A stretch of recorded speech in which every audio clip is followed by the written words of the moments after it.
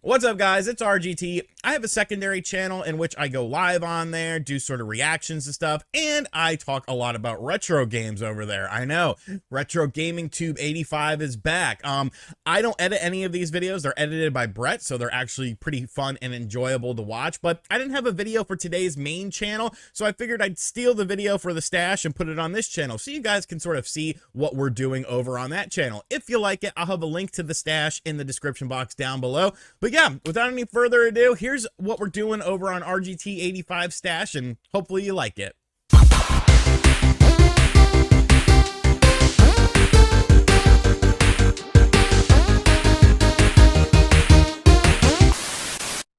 Folks, today we're talking about a game that it's very near and dear to my heart.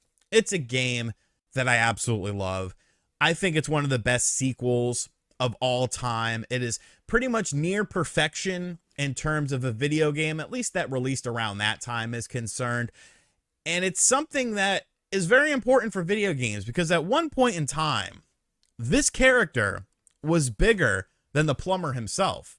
That, of course, being Mario.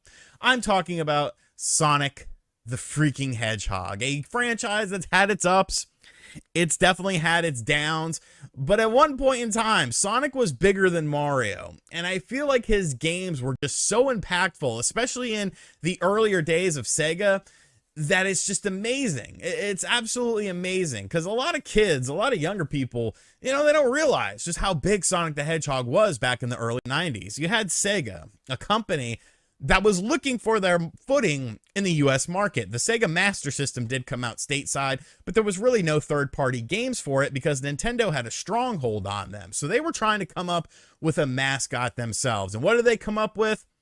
Alex Kidd. I'm sorry. I'm a diehard Sega fan. Alex Kidd sucks. I have never played an Alex Kidd game and been like, wow, I'm having a lot of fun, because I feel like Sega fans just told themselves to like it. You know, they told themselves to get on board with this and support it. But I remember the first time I saw Sonic the Hedgehog 1. I went over to my uncle's house. We used to play NES games over at his house all the time. And he had just gotten a Sega Genesis Model 1 with Sonic the Hedgehog. And I was like, oh my God, the colors. The colors just jumped off the screen. The music, the atmosphere, the sheer speed of Sonic himself was unlike anything we had seen up until that point in video games, and definitely unlike anything that was available on the NES. So with Sonic the Hedgehog 1, I would play it over at his house, but I never owned it. I didn't get into Sonic the Hedgehog like real deep until I ended up getting a Sega Genesis Model 2 with Sonic the Hedgehog 2 as the pack-in title. My father purchased this for me for Christmas. He's no longer with us, but at least I have, you know, a good memory of something like that. But I remember opening up that box and just being so excited to jump into the world of Sonic 2. I was familiar with Sonic 1, but Sonic the Hedgehog 2 was bigger, better, and badder than its predecessor. Of course, Sonic the Hedgehog 2 has you going after Dr. Robotnik. There's no Eggman on this channel. We will never say the word Eggman unless it is appropriate for the game that Robotnik is in, and they already changed his name. Did they call it Dr. Eggman's Mean Bean Machine? No, it was Dr. Robotnik. I don't understand why we changed his name. Eggman sounds stupid. Robotnik sounds better, but you gotta stop Dr. Robotnik. Now he's got a metal Sonic that's trying to take you out. All right, you got to get the Chaos Emeralds in order to get the good ending of the game. But the big thing about Sonic the Hedgehog 2 really is the number 2. And I don't mean like taking a dump or anything like that, but they really took the base game and improved upon it in every way, shape, or form.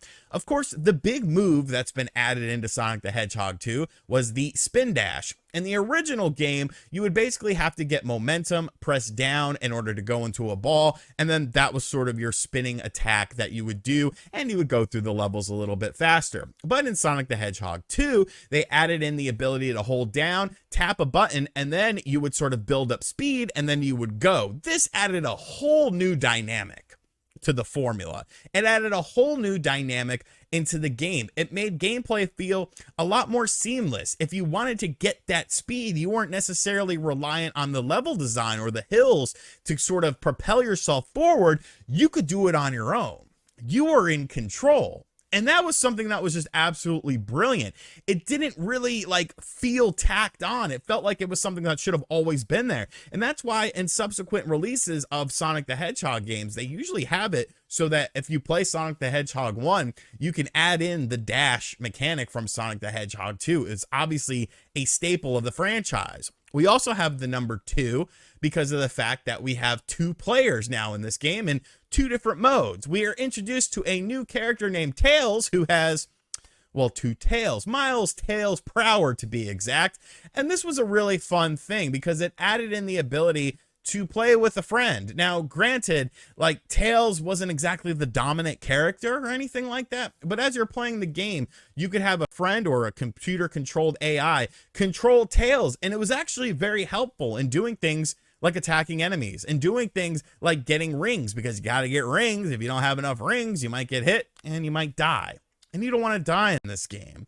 Of course, the 2 also extends to the second mode of the 2-player mode, a strange split screen mode where it was essentially a race to the end of the course that, yeah, you know, it doesn't look all that great. There was a lot of slowdown in it, but still, it was different. It was fun. It was additional content added into this game. You can't talk about a Sonic game from the 90s without talking about the presentation of the game.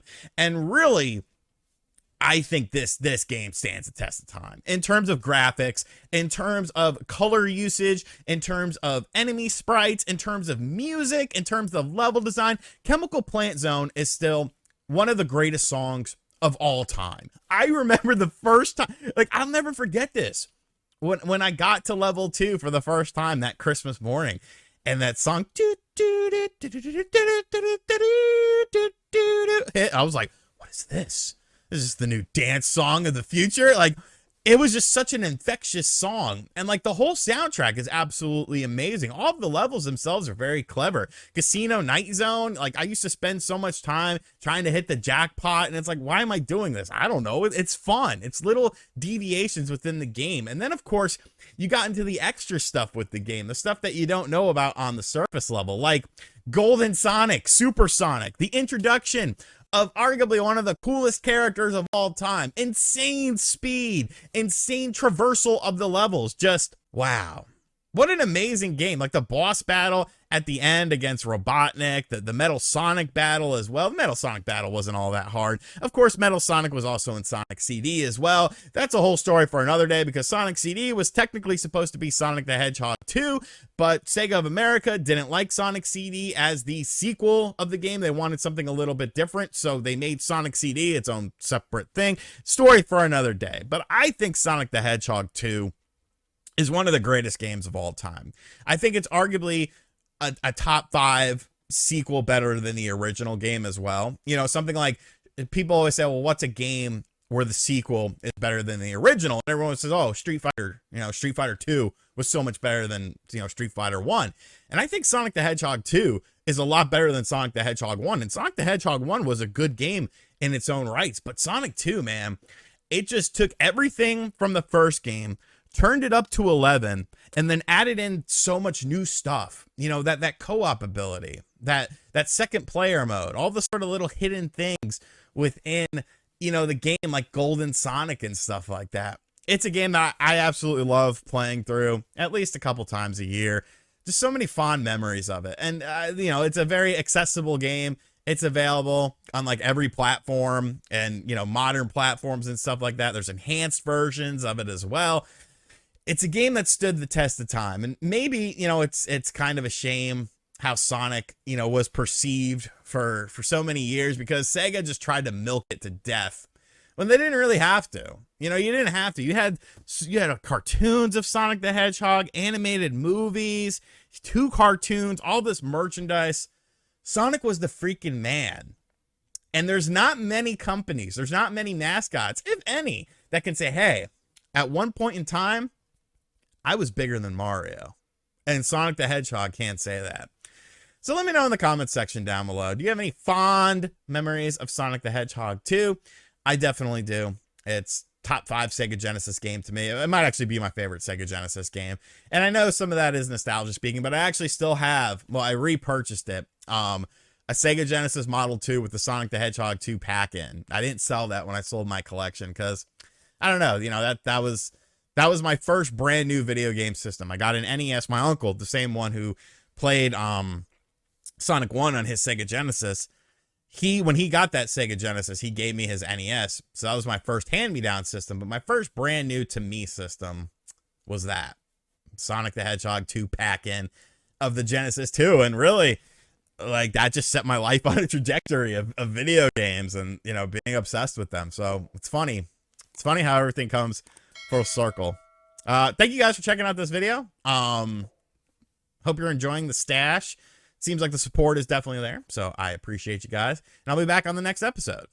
Later.